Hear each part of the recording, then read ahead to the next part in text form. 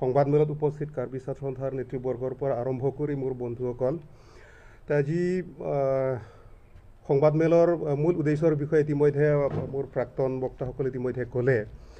আচল কথাটো হ'ল যোৱা 30 বছৰ ধৰি খেৰুনি অঞ্চলত বসবাস কৰা সাৰ্থী ফাংচৌ নামৰ এজন ব্যক্তিৰ 21 বিঘা মাটি বাহিৰৰ পৰা অহা ব্যক্তিসকলে অবৈধভাৱে দখল কৰি বহি আছিলে।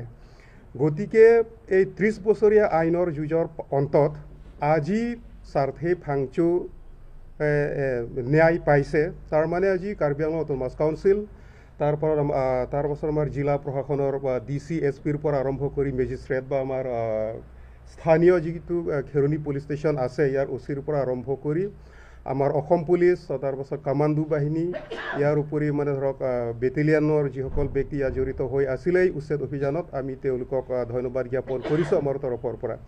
গতিকে আজি সাৰ্থী ফাংচৌৰ মাটি উচ্ছেদ কৰাৰ কথাটোৱে প্ৰমাণ কৰিলে 1950 চনৰ 26 জানুৱাৰী তাৰিখে যিদিনাৰ পৰা ভাৰতে স্বাধীন পোৱাৰ পাছত সংবিধান গ্ৰহণ কৰি সেই সংবিধানৰ মতে আমাৰ ভাৰতবৰ্ষ চলি আছে।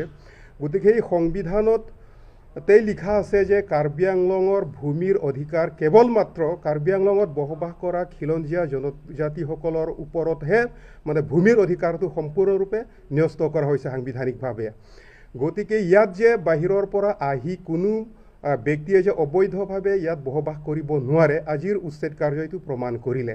দ্বিতীয় কথাটো হ'ল কাৰ্বি আংলঙত বাহিৰৰ পৰা অবৈধভাৱে আহি ইয়াত যিসকলে বসবাস কৰি আছে তেওঁলোকক যে উচ্ছেদ কৰাৰ কৰ্তৃত্ব আৰু অধিকাৰ কাৰ্বি আংলং অটোনমাস কাউন্সিলৰ সম্পূৰ্ণভাৱে আছে, সাংবিধানিকভাৱেও বৈধ, তাৰ পাছত আইনৰ তৰফৰ পৰাও যে ন্যায়সংগত, এই কথাটো আজি প্ৰমাণিত হৈছে।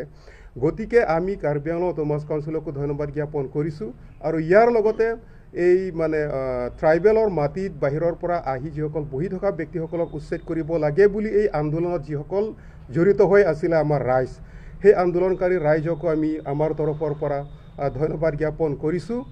আৰু এই আজিৰ এই সুযোগতে আমি কাৰ্বি আংলং অটোনমাস কাউন্সিলক এটা আহ্বান জনাব খোজোঁ, সাৰ্থী ফাংচৌৰ নিচিনা বহুতো আমাৰ খিলঞ্জীয়া জনগোষ্ঠীসকলৰ মাটিত পতা থকা স্বত্তেও বাহিৰৰ পৰা আহি অবৈধভাৱে বসবাস কৰি ট্ৰাইবেলসকলৰ মাটি দখল কৰি থকা বহুতো তেনেকুৱা ব্যক্তি আছে, বহুতো এলেকা তেনেকুৱা অবৈধভাৱে বসবাস কৰি থকা আমি দেখা পাইছোঁ। গতিকে সেই এলেকাবিলাকতো কাৰ্বি আংলং অটোনমাস কাউন্সিলে একাধিক্ৰমে নিৰৱচ্ছিন্নভাৱে এই উচ্ছেদ অভিযানটো তেওঁলোকে চলাই যাব লাগে বুলি আমি আহ্বান জনাইছোঁ। গতিকে আজিৰ এই জয়, এই 30 বছৰৰ আইনৰ যুঁজৰ পাছত আজি সাৰ্থী ফাংচৌ ন্যায় পালে।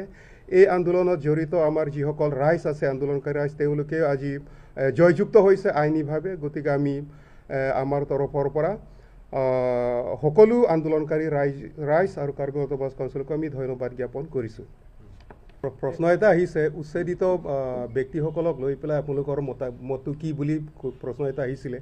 গতিকে এইটো সংক্ৰান্তত আমি ক'ব খোজোঁ যে ব্যক্তিসকল যিহেতু অবৈধভাৱে ইয়াত আহিছে, প্ৰথম কথা। দ্বিতীয় কথাটো হ'ল তেওঁলোকে ইয়াত আহি মাটি বাৰী কিনাৰ যিহেতু অধিকাৰ সংবিধানে দিয়া নাই, গতিকে তেওঁলোকক উচ্ছেদ কৰাৰ পাছত তেওঁলোকে ক'ত যায় ক'ত থাকিব সেইটো আমাৰ দায়িত্ব নহয়, আৰু এইটোতো কাৰ্বি আংলং অটোনমাস কাউন্সিলে সেই দায়িত্বটো ল'ব নোৱাৰে।